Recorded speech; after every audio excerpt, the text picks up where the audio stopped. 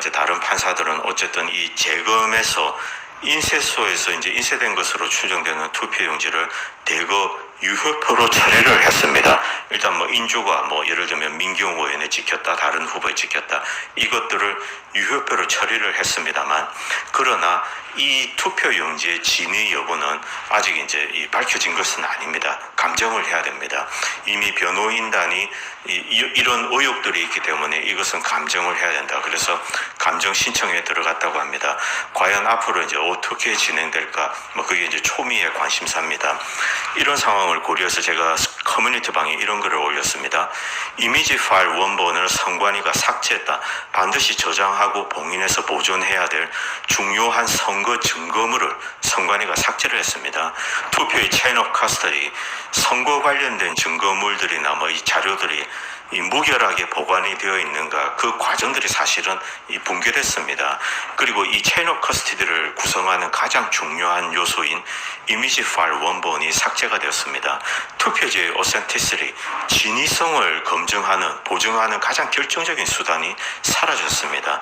투표지 분류기에는 고속 광학 스캐너가 장착되어 있습니다. 고가 제품으로 이 스캔된 이미지에는 반드시 메타데이터가 생성되게 됩니다. 이것은 변조 자체가 불가능합니다. 그리고 조작은 할 수 있습니다만 조작을 해도 쉽게 복원할 수 있다고 합니다. 그래서 이미지 파일 삭제라는 극약 처방을 내렸다고 생각합니다.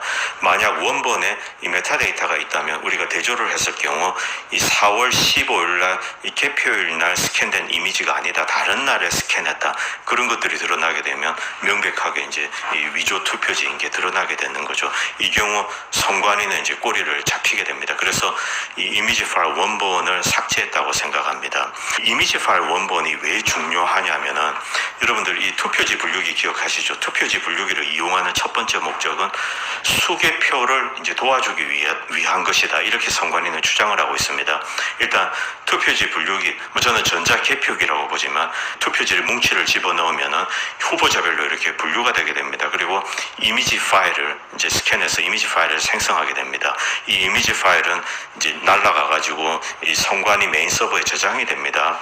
자, 이자들이 이 이미지 파일을 저장하는 이유는 이 투표지 분류기가 무결하다, 오류가 없다, 이것을 이제 주장하기 위해서입니다. 자, 이자들은 이런 이야기를 합니다. 선관위가 투표지 분류기를 도입을 하면서 투표지 분류기에서 나온 결과물은 오류가 없다. 이 오류는 나중에 선관위 서버에 있는 이미지 파일과 매칭을 해서 이 검증을 할 수 있다. 그렇기 때문에 걱정하지 마라. 이미지 파일은 저쪽에 보관되어 있으니까 투표지 분류기라는 기계를 써도 된다, 이 편의를 위해서. 그래서 투표지 분류기를 도입을 한 겁니다.